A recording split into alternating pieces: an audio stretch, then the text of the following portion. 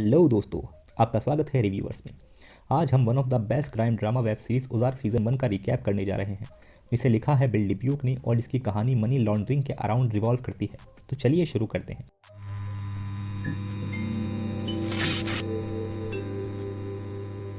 ये कहानी है मार्टी बर्ड नाम के एक फाइनेंशियल एडवाइज़र की, जो अपने दोस्त ब्रूस के साथ मिलकर एक प्राइवेट फर्म चलाता है। कहानी शुरू होती है, मार्टी अपने ऑफिस में बैठा होता है, तभी उसे उसके प्राइवेट डिटेक्टिव से एक मेल आती है जिसमें एक सेक्स टेप अटैच होती है जो कि उसकी बीवी वेंडी और उसके बॉयफ्रेंड गैरी का होता है। मार्टी का शक सही होता है कि उसकी बीवी का अफेयर चल रहा है। ब्रूस मार्टी को उनके ऑफिस के लिए नई जगह दिखाने ले जाता है और मार्टी से कहता है कि तुम काफ़ी डिप्रेस लग रहे हो। ब्रूस मार्टी को एडवाइस देता है कि उन दोनों को ओजार्क शिफ्ट हो जाना चाहिए और वहाँ ज़मीन खरीद कर ओजार्क में इन्वेस्ट करके अच्छा पैसा कमाना चाहिए, और ओजार्क का फ्लेयर उसकी जेब में रख देता है। मार्टी ब्रूस को अनसुना करके घर चला जाता है। विंडी की अफेयर की बात जानकर भी नॉर्मल बिहेव करता है। रात को मार्टी को ब्रूस का कॉल आता है, उसे वो ऑफिस बुलाता है और वहाँ मार्टी को डेल मिलता है। और तब हमें पता चलता है कि ब्रूस और मार्टी दोनों एक ट्रकिंग कंपनी के साथ मिलकर एक डेल नाम के ड्रग लॉर्ड के लिए मनी लॉन्ड्रिंग करते हैं। और डेल उनसे पूछता है कि तुम लोगों ने मेरे जो 5 मिलियन चुराए हैं वो कहाँ हैं। मार्टी को कुछ नहीं पता होता है। थोड़ी बहुत मारपीट और गोलीबारी के बाद ब्रूस कबूल कर लेता है कि उसने ट्रैकिंग वाले बंदों के साथ उसके 8 मिलियन चुराए हैं। डेल सबको मारने लगता है।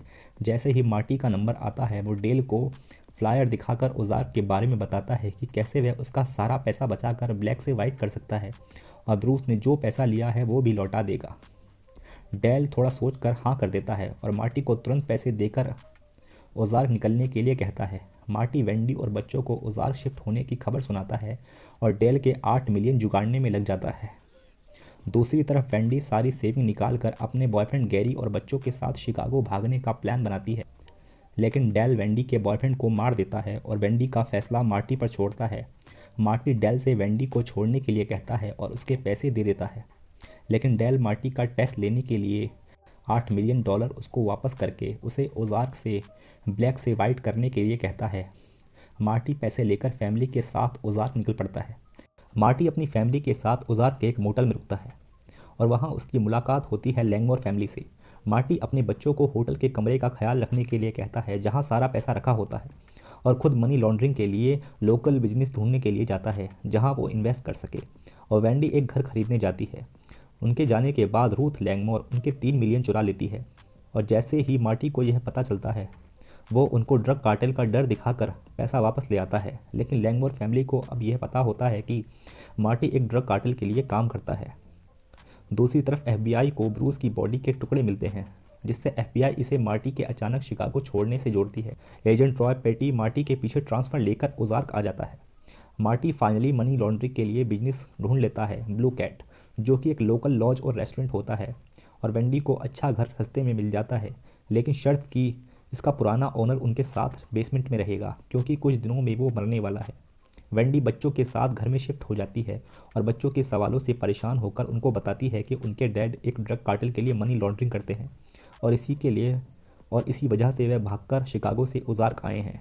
मार्टी ब्लू कैट में कस्टमर बढ़ाने के लिए चेंजेस करने लगता है और रूथ को भी बर्तन धोने की जॉब पर रख लेता है, जबकि रूथ का प्लान होता है मार्टी के बिजनेस को समझकर मौका मिलते ही मार्टी का पैसा चुराकर उसको रास्ते से हटा देना। एक एफबीआई एजेंट ट्रेवर ब्रूस के मर्डर के सिलसिले में मार्टी से मिलने आता है। मार्टी वेंडी भोले भाले बनने का नाटक करते हैं, पर उसके पास कोई सबूत नहीं होता है, तो इसीलिए उसे खाली हाथ जाना पड़ता है। ट्रेवर पेटी को वापस शिकागो चलने के लिए कहता है। ट्रेवर पेटी का पुराना एक्स बॉयफ्रेंड है, पर वो मना कर देता है। वेंडी को भी रियल एस्टेट वाले बंदे सैम के यहाँ जॉब मिल जाती है। मार्टी बिजनेस को बढ़ाने के लिए बॉबी डीन का स्ट्रिप क्लब खरीदना चाहता है, लेकिन वो बेचने से साफ मना कर देता है। तो मार्टी रूथ के साथ मिलकर कुछ अंडर एज बच्चों को उसके क्लब में भेज कर पुलिस की रेड पड़वा देता है और बॉबी को पुलिस अरेस्ट कर लेती है। मार्टी क्लब के पेपर चुरा कर बॉबी से मिलने जाता है और उसके सामने डील रखता है, अगर वो क्लब उसे बेच दे तो वो उसकी बेल करा देगा, नहीं तो वह उसके क्लब में मनी लॉन्ड्रिंग के बारे में भी जानता है। ये सुनकर बॉबी डर कर क्लब बेच देता है और बॉबी जेल से छूट कर स्नेल फैमिली जेकब और डार्लिन से मिलने जाता है, जो कि लोकल ड्रग डीलर हैं जिनका पैसा वो अपने क्लब में वाइट करता था। स्नेल फैमिली गुस्से में बॉबी को मारकर मार्टी के डॉग पर फेंक देती है। मार्टी जोना को मनी लॉन्ड्रिंग के बारे में समझाता है। मार्टी वेंडी को डॉक पर बॉबी की बॉडी मिलती है। वहाँ पुलिस आ जाती है क्योंकि मार्टी ने क्लब लीगली खरीदा है तो उसके पास मर्डर का कोई मोटिव नहीं था, इसलिए पुलिस कोई एक्शन नहीं लेती है। शार्लेट ब्लू कैट में काम करने लगती है। जेकब मार्टी को बीच रास्ते में खड़ा हुआ मिलता है और वो मार्टी को इनडायरेक्टली उसके लिए मनी लॉन्ड्री करने का ऑफर देता है, पर मार्टी मना कर देता है। मार्टी समझ जाता है स्नेल फैमिली काफ़ी ताकतवर है और पुलिस भी उनसे मिली हुई है, इसलिए मार्टी मनी लॉन्ड्रिंग के लिए ऑप्शंस ढूंढने लगता है। मार्टी रूथ को स्ट्रिप क्लब संभालने के लिए देता है। जोना का मरे हुए जानवरों का ऑब्सेशन बढ़ता जा रहा है और उसकी दोस्ती बडी के साथ काफ़ी अच्छी हो जाती है। बडी जोना को बंदूक चलाना सिखाता है। वाइट और शार्लेट में काफ़ी अच्छी दोस्ती हो जाती है।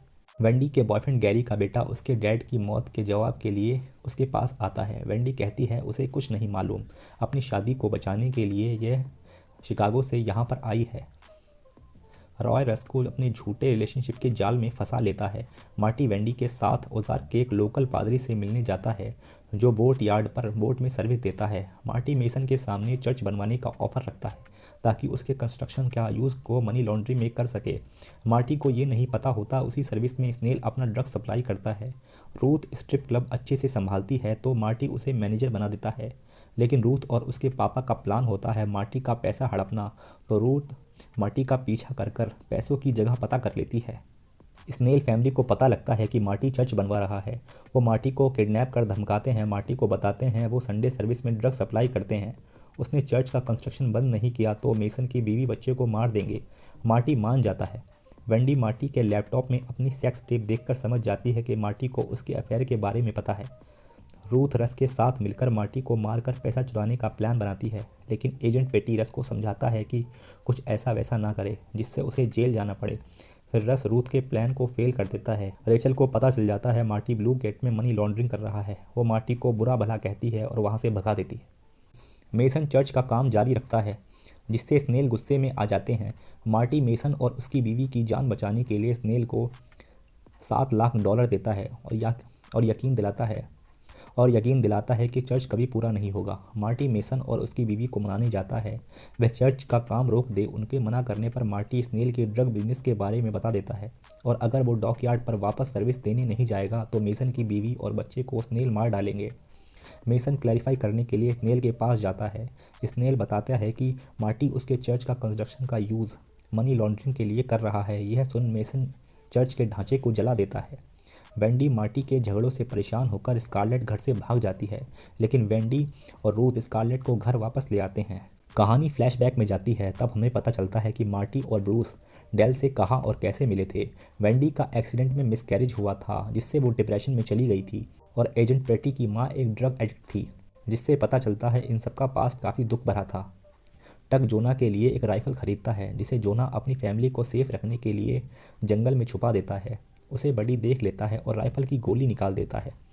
वेंडी और मार्टी सैम और उसकी माँ को अपने बिजनेस के फेक इन्वेस्टमेंट में $9 लाख इन्वेस्ट करने के लिए मना लेते हैं, जिससे स्नेल को दिए हुए पैसे की भरपाई हो जाती है और वो डेल को पैसा लौटा देते हैं। लेकिन जैसा कि मार्टी ने वादा किया था $500 मिलियन वाइट करके देगा, डेल उसको $50 मिलियन और वाइट करने के लिए देता है, जिसे सारी बर्ड फैमिली पैसों के बंडल बनाकर छिपा देती है। लेकिन एक्सीडेंट में सैम की मां की मौत हो जाती है और उसके फ्यूनरल के लिए वह मार्टी से पैसे मांगने आता है।